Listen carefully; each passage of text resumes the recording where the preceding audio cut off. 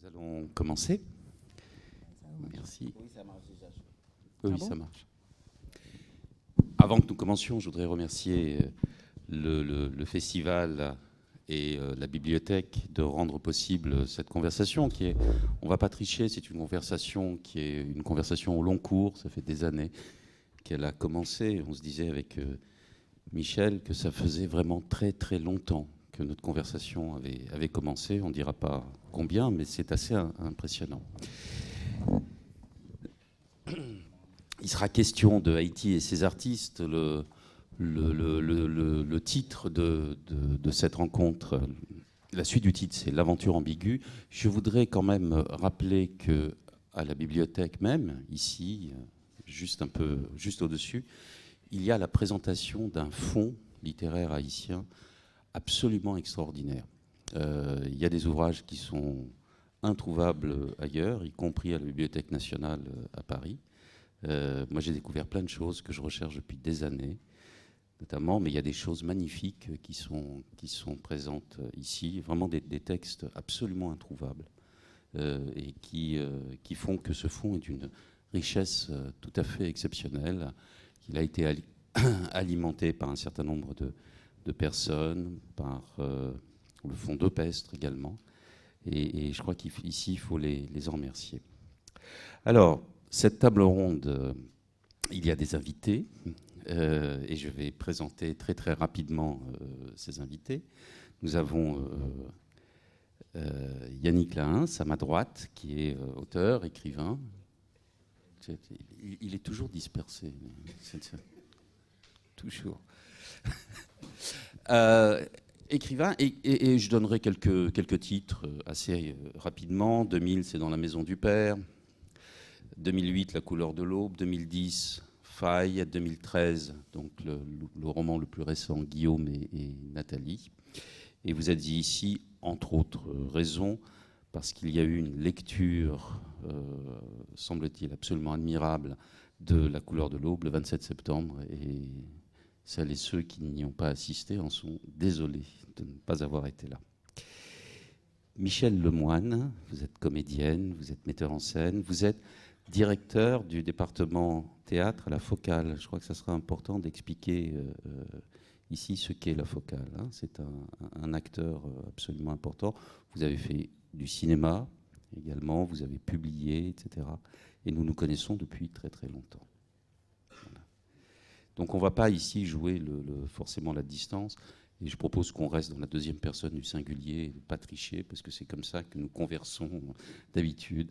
Et c'est assez insupportable d'être dans le tu en privé, dans le vous en public. Moi, pour ma part, ça me terrifie.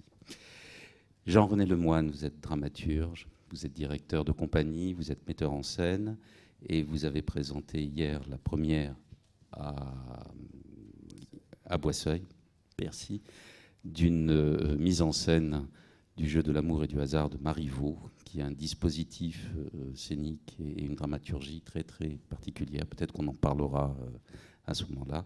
Vous avez à votre actif beaucoup de mise en scène. J'ai le souvenir d'une Cerisée qui est sans doute réellement, je le dis et je le dis toujours, que c'est sans doute la plus belle que j'ai vue. Et je ne peux pas chasser de mon regard, et d'ailleurs je ne le ferai pas, je ne chercherai pas à le faire, la présence de Génie Alpha sur la dernière scène. Et je vois que ça vous fait également sourire. Guy Régis, vous êtes écrivain et dramaturge, vous êtes responsable pédagogique pour les arts de la scène à l'Institut national des arts à Port-au-Prince. Je crois que ça sera important aussi d'expliquer quelle est la fonction, quel est le rôle quel est votre rôle et quelle est la fonction de cette institution à Port-au-Prince. Vous avez publié un certain nombre de textes, je pense à Aïda, je pense à 2011, De toute la terre, le grand effarement, en 2013, Mourir tendre, dont le public pourra assister vendredi à une mise en voix. Alors, je vais vous proposer très rapidement quelques axes de réflexion. Je n'ai pas beaucoup de papier. Je voudrais d'abord, je pense que Michel s'y opposera pas, je voudrais d'abord qu'on se souvienne de quelqu'un qui a joué un rôle éminent pour le théâtre en Haïti, et qui était Jean-Pierre Bernet. Et je voudrais qui est intervenu là aussi dans une histoire, dans une vie antérieure, qui est intervenu ici à Limoges. Et voilà, je tenais à le rappeler. Je me souviens d'une table ronde organisée à Port-au-Prince en octobre 1982, ça ne rajeunit personne, et qui avait pour rôle de réunir tous les acteurs de la scène en Haïti, les auteurs, les metteurs en scène, etc. Il y avait Hervé Denis, il y avait Fouchard, enfin, il y avait plein de monde, et ça a été un moment assez extraordinaire. Et que hommage lui soit rendu par cette rencontre à lui et à son épouse Jenny. Ils animaient des ateliers théâtre au Centre dramatique franco-haïtien. Alors je crois que d'abord je vais essayer d'évoquer ce dont on va éviter de parler. Donc je vais le dire moi-même. L'animateur n'est jamais le bon objet du débat, donc je veux bien assumer ce genre de choses. Ce stéréotype insupportable qui oppose la misère récurrente en Haïti et l'abondance de ses artistes. Il n'y a pas de réponse, pas d'explication, pas de commentaire à ce constat, parce que cette question, pourquoi y a-t-il autant d'artistes, etc., elle est ignominieuse. Il faut s'en convaincre une fois pour toutes. Je vais revenir sur un moment d'un roman un peu oublié maintenant, et je vais me permettre de le lire, ce sera ma véritable introduction, qui est un roman d'Émile Ollivier. À la fin du roman, tout à la fin du roman, il y a une scène de carnaval absolument extraordinaire. Et un des personnages, qui est un homme socialement déchu, qui joue le rôle de guide pour touristes, a un entretien avec un touriste qui va remonter sur son bateau. Et je lis le texte. « Quel beau pays, dit-il, le touriste crétin. Mais comme vous êtes pauvre, malgré tout, vous donnez une impression d'enjouement et même de joie. Peut-on vous demander votre secret ?» Instantanément, le sourire disparaît des lèvres de l'oncle Gabriel. Ce sourire qui d'habitude dévoile la blancheur de ses dents nacrées, et je l'entends grincer. « S'il vous plaît, monsieur le touriste, ne touchez pas à notre joie. Elle est une fleur fragile, c'est tout ce qui nous reste. N'y touchez pas, ces pétales risqueraient de tomber et ne laisser qu'un peu de poussière jaune sur vos doigts. Il faut croire que l'eau ne mouille pas notre joie. Nous côtoyons la mort quotidiennement et pourtant nous vivons dans un état inexplicable de joie. Peut-être parce que nous gardons une secrète espérance au fond de notre cœur. L'espérance est une herbe folle. Elle est indéracinable, tenace, violente. Ne touchez pas à notre joie et ne vous posez pas de questions sur ses causes, elles sont insaisissables. Monsieur le touriste, il y a un instant j'étais jovial, accueillant, hospitalier. Mais voilà que maintenant la mélancolie et bientôt la colère vont monter en moi. Donc je ne vais pas chercher à susciter la colère des invités qui sont là. Mais je crois qu'il faut de toute façon prêter une certaine attention quand même à l'enfermement, à l'assignation et à cette idéologie de la savane dont parle Yannick dans Faille notamment. Ceci dit, le fait est qu'il y a un retentissement international. Le fait est qu'il y a de la création, comme partout, mais que là, on la pointe. Donc peut-être que ça répond à une sorte de demande occulte venant des pays les plus demandeurs de consommation culturelle. Peut-être qu'on peut se poser cette question.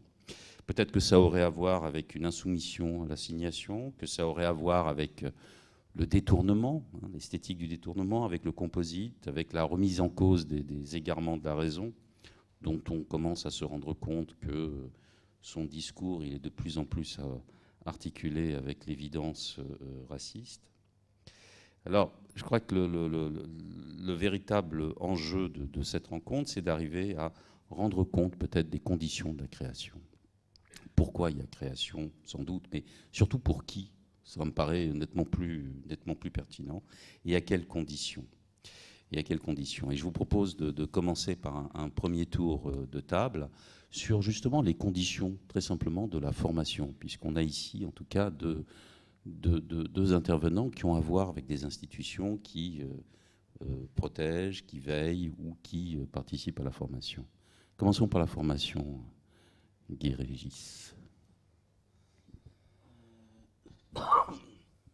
En fait, j'ai envie de rire, moi, en fait.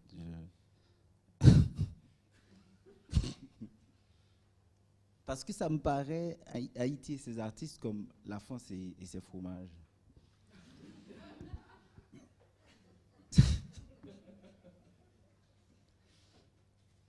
Et très souvent, je me pose la question sur les intitulés des conférences, en fait. C'est là que je veux venir. Et puis après, comment on va faire pour se débattre avec ça? Quoi raconter là-dessus?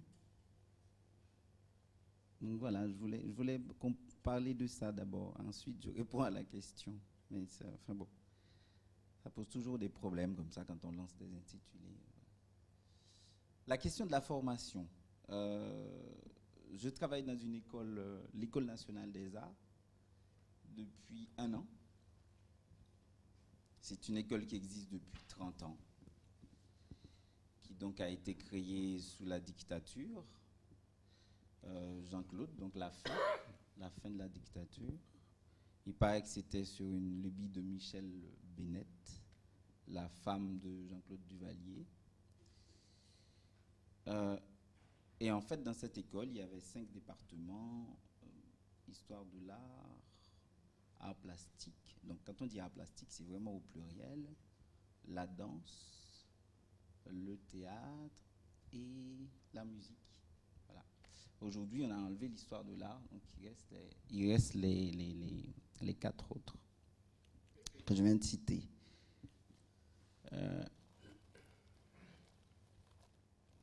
Donc fin, on va dire, dans les années 80. Et cette école, je sais que cette école a formé des artistes, il y a des peintres qui sont sortis de là, pas beaucoup, mais surtout des historiens de l'art, parce que le premier directeur de l'école était plutôt un historien de l'art, M. Philippe Lerebourg. D'année en année, l'institution s'est affaissée, voilà, comme beaucoup de choses en Haïti. Donc tout le monde raconte que, comme au début, il y avait une bonne direction et que M. Philippe Lerebourg, critique d'art lui-même, avait tenu, donc ça avait tenu. Et d'année en année, cette institution, aujourd'hui, est devenue une institution bancale. Et je ne dis pas ça pour appuyer la dictature, ça ne veut pas dire que c'est à cause de la dictature. Je dirais ça comme pour d'autres institutions que j'ai vues ailleurs dans d'autres pays. En fait, quand je parle d'Haïti, quand je pense à Haïti, je pense aussi aux autres pays. Je ne le mets pas du tout à côté en essayant de voir comment disséquer les tripes de ce malade-là. Et je me dis, pourquoi est-ce que ça n'a pas marché? Parce qu'il y a eu de moins en moins de professeurs. Il y a bien sûr des choses qui sont liées à la politique en Haïti. C'est comme ça que je le vois. Donc il y a moins d'artistes qui ont été formés par cette école. Est-ce que parce qu'il y a eu moins d'artistes formés par cette école, c'est une bonne chose? Peut-être, parce que je me souviens que dans les discussions qu'il y avait à l'ENART, on discutait tout le temps, parce que je fréquentais cette école, même si je n'ai pas été moi-même, il y avait toujours le débat de formation académique ou pas. Et la majorité de nos grands artistes n'ont pas été à l'école nécessairement. Je le redis, je ne suis pas en train de dire qu'il faut pas former les artistes. Et aujourd'hui, dans la responsabilité que j'ai, je me sens vraiment comme un guide. Voilà, je suis dans une sorte de passation, je suis les artistes avec toutes les difficultés que l'on peut avoir à Haïti ou ailleurs, voilà. Merci. Michel, le rôle de la Focale, d'abord, et puis de ce département, du théâtre. Oui, alors la Focale, c'est la Fondation Connaissance et Liberté, qui est une fondation privée. Et la Focale a été créée au départ en 1995 dans le but... Son objectif principal, c'était de donner l'accès à la lecture à toute une série de jeunes marginalisés, entre guillemets, qui n'avaient pas accès aux livres. Donc l'idée, c'était de créer des bibliothèques de proximité dans les quartiers, de permettre aux jeunes ou aux moins jeunes d'ailleurs de venir consulter les ouvrages et de les emprunter également. Ça s'est développé au fil des années Et différents programmes se sont ajoutés à ce programme de bibliothèque, qui avait d'ailleurs un réseau non seulement à Port-au-Prince, mais de petites bibliothèques de quartier, aussi bien en province et même dans des trous perdus ou à peine accessibles par la route. Et donc les activités de la Focale se sont développées et comprennent maintenant plusieurs programmes. Je le précise parce qu'on croit toujours que la Focale est réduite uniquement au centre culturel. En fait, c'est faux. Le centre culturel ne représente qu'une partie des activités de la Focale. Bon, je ne vais pas m'étendre là-dessus. Mais le département agriculture, qui était tout petit au début, a pris au fur et à mesure beaucoup d'ampleur parce que la directrice d'alors et la directrice adjointe, qui est maintenant la directrice, je parle de Michel Duvivier, Pierre-Louis et de Lorraine Mangonès, ont réalisé que favoriser le développement des jeunes, parce que l'idée, c'est de s'adresser au secteur d'avenir et de les aider à émerger, et pour cela, de leur apporter un soutien principalement financier au départ.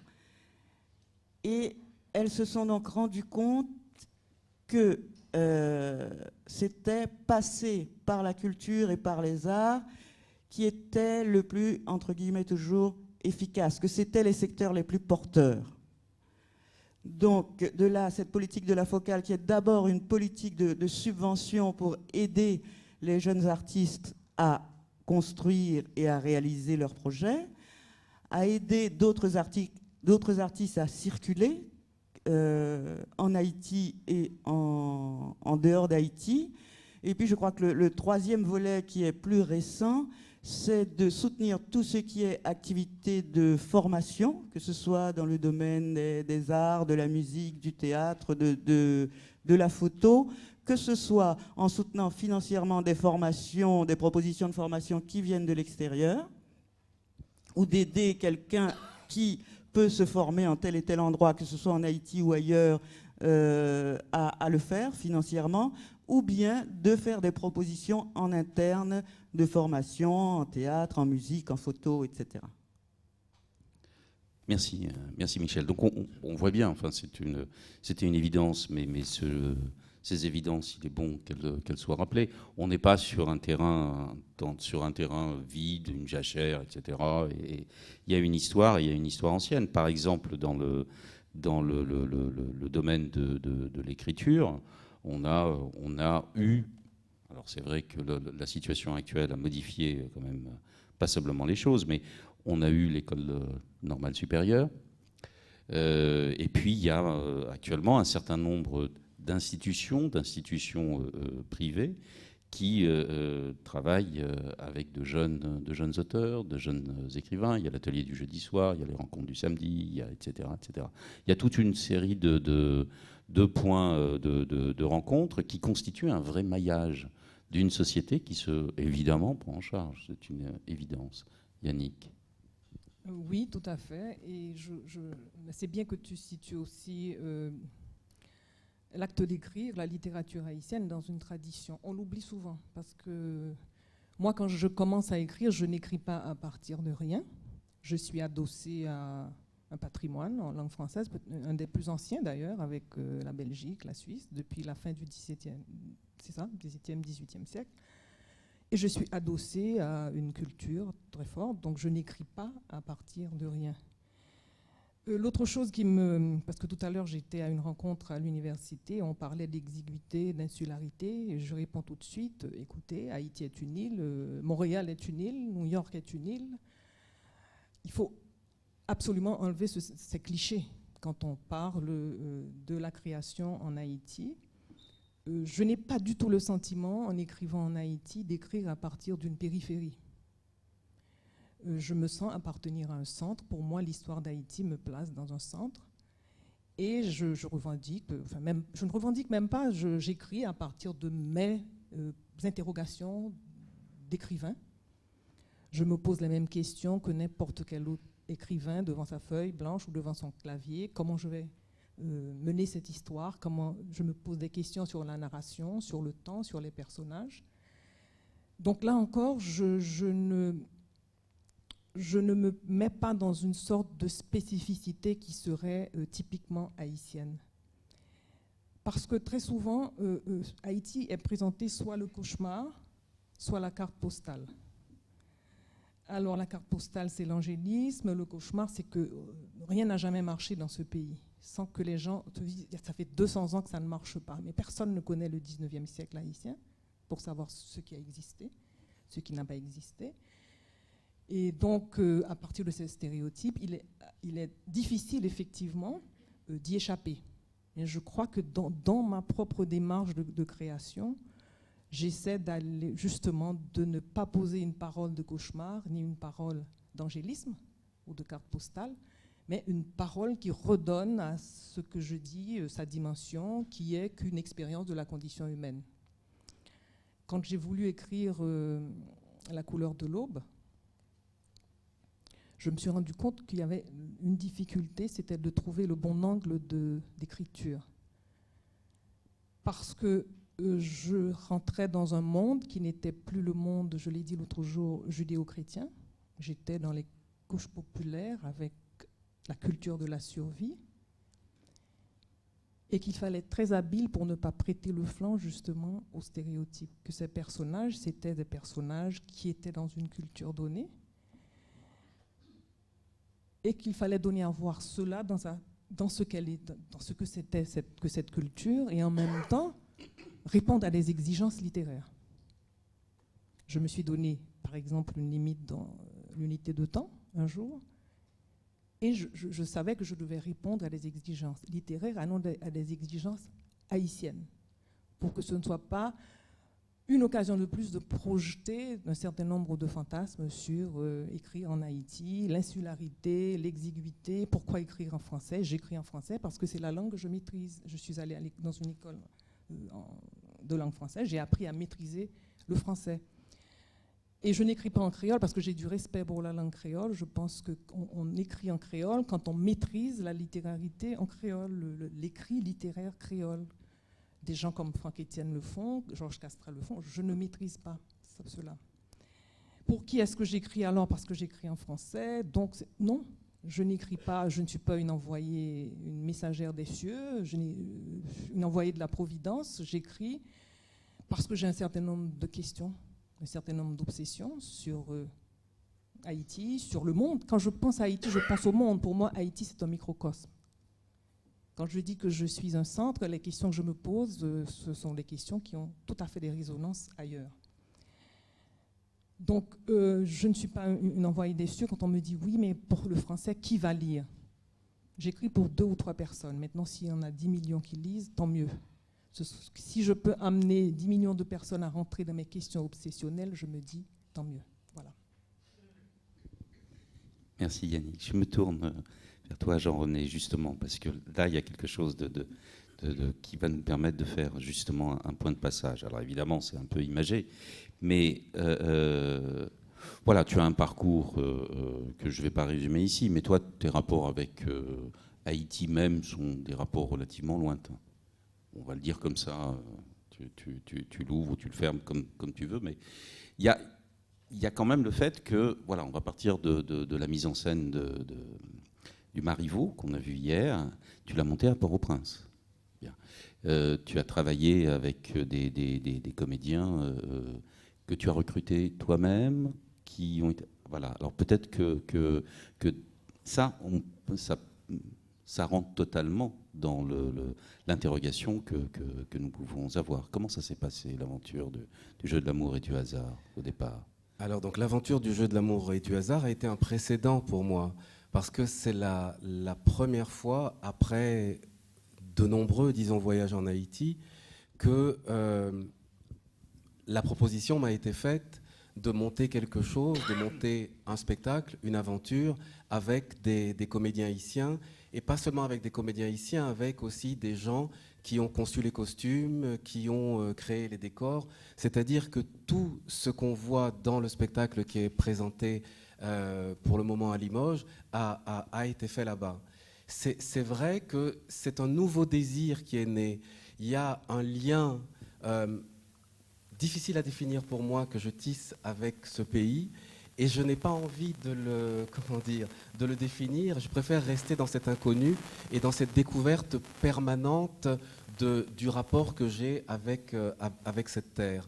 Il y a une chose qui est très importante pour moi, c'est que je crois que c'est le seul lien que je peux avoir avec ce pays, le seul vrai lien, en tout cas un lien doux, c'est le lien du travail. C'est le rapport à l'autre qui passe soit par la création, soit par la pédagogie, soit par les deux. Donc, par le passé, j'ai travaillé, j'ai fait plusieurs ateliers avec beaucoup de comédiens haïtiens durant plusieurs années, et parallèlement, j'allais parfois présenter des spectacles que j'avais créés en France et plus précisément à Paris. Cette fois-ci, Michel m'a proposé d'unir les deux. Et en fait, elle a pris la balle au bond, parce que j'avais dit qu'un jour, j'aimerais bien faire une mise en scène là-bas. Mais on dit souvent les choses comme ça. Et puis, il y a des gens qui sont extrêmement intelligents, qui recueillent cela comme un espèce de défi et qui vous disent, bon, ben alors c'est le moment. Et en fait, cette proposition qui a été concrétisée par Michel et par la Focale m'a mis en face quelque part d'un désir profond que j'avais et qui m'a permis d'unir d'une certaine manière la pédagogie et la mise en scène. Ce que j'ai essayé de faire et qui m'a été donné par la structure qui m'accueillait, c'est de pouvoir travailler vraiment dans les conditions qui étaient celles que j'estimais nécessaires, à savoir pouvoir répéter 6 semaines le spectacle comme je l'aurais fait en France, pouvoir réfléchir à la conception esthétique du spectacle comme je l'aurais fait en France, et avoir avec les comédiens la même exigence que celle que j'aurais avec les gens avec qui je travaille d'habitude. Il se trouve que cette aventure a été possible aussi grâce aux comédiens que j'ai rencontrés qui ont accepté de me faire confiance, qui ont accepté, Yannick parlait des obsessions, qui ont accepté d'entrer dans les miennes et dans ma manière un peu ayatolesque parfois de travailler. Ça a été pour moi un véritable apprentissage, à savoir que je n'étais pas seulement, en l'occurrence, dans la passation de quelque chose, dans l'enseignement, mais en même temps, par cette prise de risque qui était de me mettre dans un contexte qui n'était pas pour moi habituel, il y avait quelque chose qui nourrissait vraiment mon travail de création. C'est ajouté à cela que j'ai choisi la pièce de Marivaux, parce que j'avais envie tout simplement de voir comment on pouvait s'approprier un classique à Port-au-Prince, comment on pouvait s'approprier cette langue extrêmement particulière, cette langue du 18e, et aussi parce que j'ai découvert que monter Marivaux en Haïti, ça me permettait de lui restituer plus de facettes que je n'aurais pu le faire en le montant en France. À savoir que les deux volets de la pièce, qui sont d'une part le désir, l'exacerbation de la passion, l'érotisation des rapports entre les personnages, et d'autre part le rapport de pouvoir qui ne passe pas forcément par la violence, mais qui passe aussi par la tendresse, par le paternalisme, etc., que ces choses-là étaient réunies dans la société haïtienne. Et en fait, je n'ai pas du tout fait ce spectacle en pensant qu'il viendrait à Limoges ou ailleurs. Je l'ai fait en essayant de me plonger dans ma perception d'une société, dans mes souvenirs extrêmement lointains de mon éducation, de ce que j'avais pu observer dans la société que fréquentaient mes parents, et de voir comment moi je pouvais faire une espèce de psychanalyse personnelle et essayer d'être le plus sincère possible dans la décortication d'une société quand même extrêmement violente, et de voir comment on pouvait ne pas être dans le manifeste, ne pas être dans le pamphlet, mais essayer de restituer ce qu'il y a de sensualité, de douceur, de rire, etc., à l'intérieur d'une société qui est parfois un carcan, qui est extrêmement rigide, et où à chaque personne, à chaque caste, est assignée une place extrêmement particulière. Voilà, donc c'était l'envie de tenter une aventure avec le risque de rater, avec le risque de se perdre, et avec la chance que j'ai eue, quel que soit le résultat du spectacle, en tout cas on l'aime ou on ne l'aime pas, mais d'être complètement accompagné par les comédiens qui m'ont fait, je crois, une vraie confiance, et ça c'est un vrai cadeau.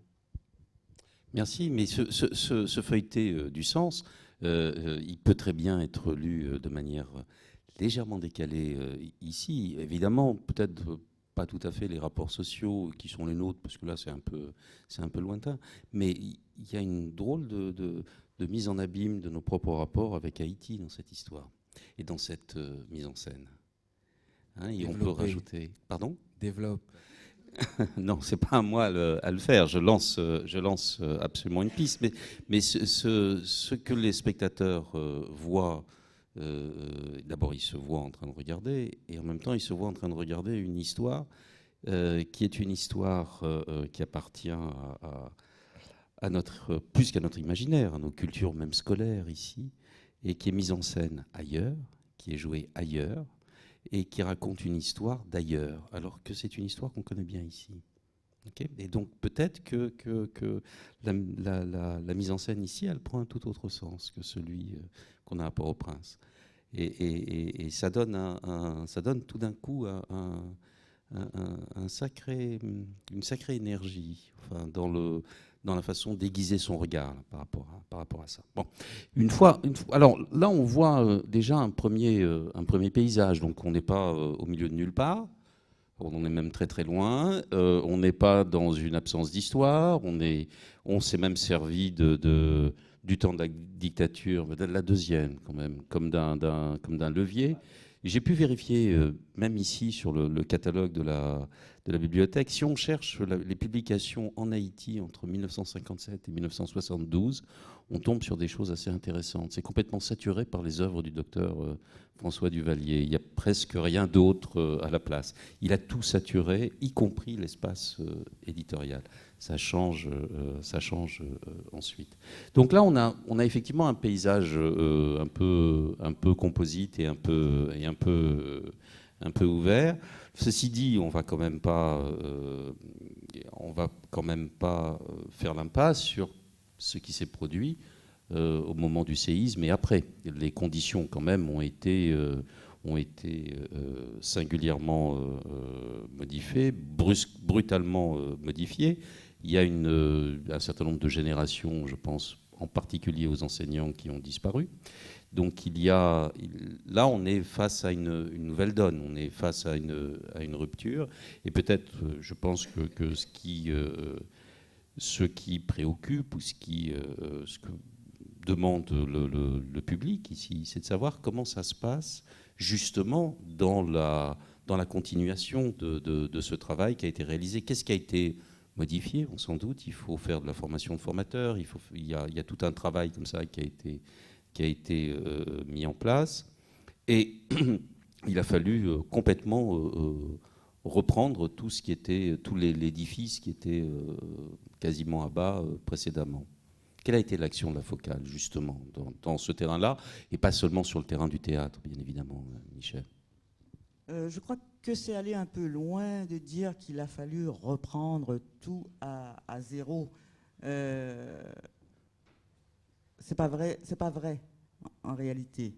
Les artistes, en tout cas ceux qui n'étaient pas morts, étaient toujours là. Ils n'avaient rien perdu de ce qu'ils avaient auparavant. Ils avaient perdu les moyens de créer, certainement. Donc il y a eu une longue période très, très traumatisante après le séisme où on se demandait comment on pouvait travailler.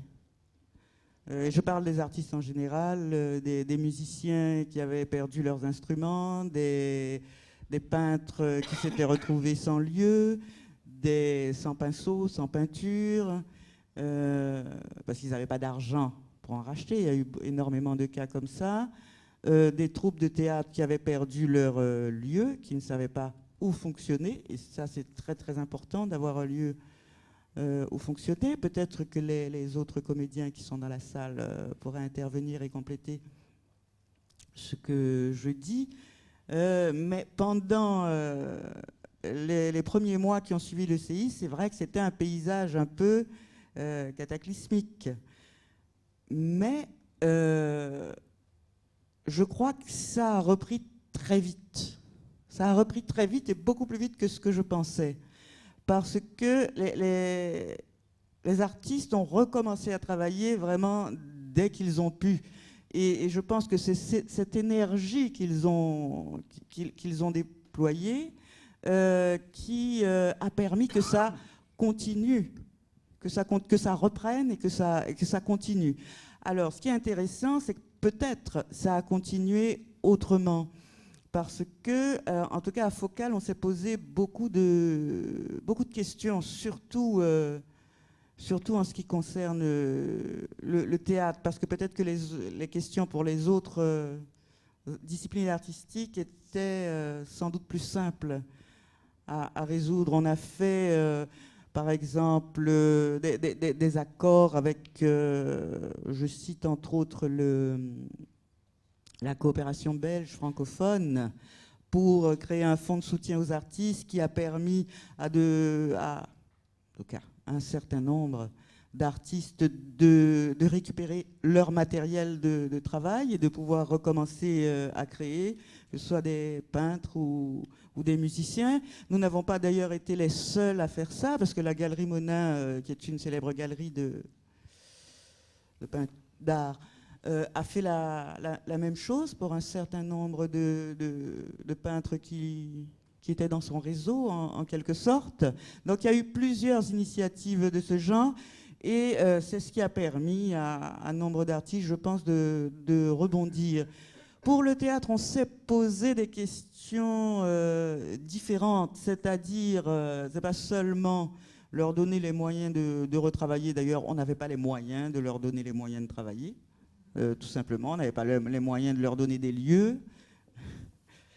On s'est posé la question de quel théâtre dans le contexte d'alors, et on s'est posé la question de la formation, mais une question qui se posait déjà avant le séisme. Donc, en quelque sorte, on en a profité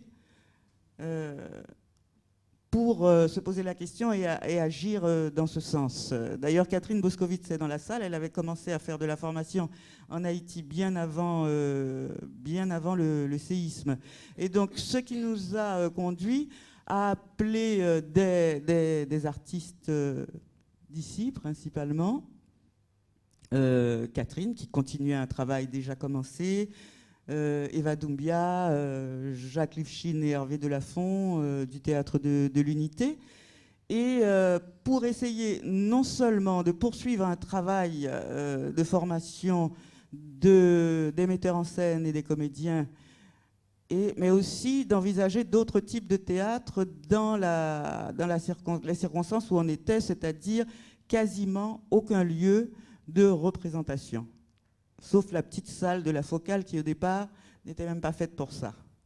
Voilà. Et le reste s'étant écroulé, il fallait quand même se poser des questions. Ils veulent jouer, ils veulent mettre en scène, ou ils jouent, ou ils font ça. Alors, je crois que les résultats obtenus ont été intéressants, mais jusqu'à présent ne vont pas assez loin et posent encore d'autres questions. Je me souviens très bien d'une discussion dans le bureau de la directrice de Focale avec Catherine Boscovitz, disant « mais on ne peut pas faire que du théâtre de rue. On ne peut pas résumer le théâtre à du théâtre de rue tout simplement parce qu'on n'a pas d'espace. » Alors jusqu'à présent, on ne peut pas répondre à cette question. Voilà. Parce que là, pour le théâtre, on vient quand même de loin. C'est-à-dire que les lieux pour jouer étaient déjà relativement rares et ils étaient relativement saturés. Avant le séisme, et même il y a plus longtemps, il y avait le théâtre de Verdure, il y avait la salle du Grand Rex, il y avait l'ex-salle de l'Institut français. Enfin, tout ça était devenu déjà inutilisable, autant que je m'en souvienne. Face à une très grande demande lors de la mise en scène de Bobo Massouri, ça aussi, ça nous renvoie il y a très très très longtemps. Il se trouve que j'étais à la caisse au Grand Rex et que j'ai vu des faux billets. L'entrée était à 2 gourdes. À l'époque, la gourde, enfin, il fallait 5 gourdes pour $1. Donc les billets étaient à 2 gourdes, ce qui n'était pas vraiment excessif. Et évidemment, je laissais rentrer les gens qui venaient des bidonvilles voisins. Et donc, Bobo Massouri a été joué pendant 1 mois dans des conditions de sécurité minimalistes, pour pas dire plus. Voilà, donc il y a une vraie demande, hein. On n'est pas... voilà, la question du rapport à la crise du théâtre se pose pas du tout dans les mêmes termes. Jean-René, est-ce que précisément cette... Non, c'est pas ça que je veux demander, excuse-moi.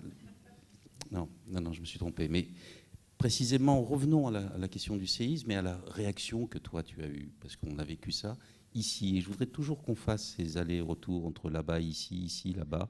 Et tu as réagi très très fortement, et tu as réagi en homme de théâtre.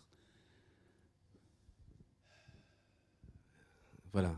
Bon, c'est dur de se replonger dans ces souvenirs. Parce que ça, c'est le point de départ. Parce que c'est une position difficile d'être celui qui est loin, qui est dans le confort et qui en même temps vit par personne interposée un drame monumental. Et c'est pas facile de se dire quel est l'endroit exact pour intervenir ou disons pour dire, pour parler. Et en fait, je me souviens qu'à l'AMC 93, donc un théâtre à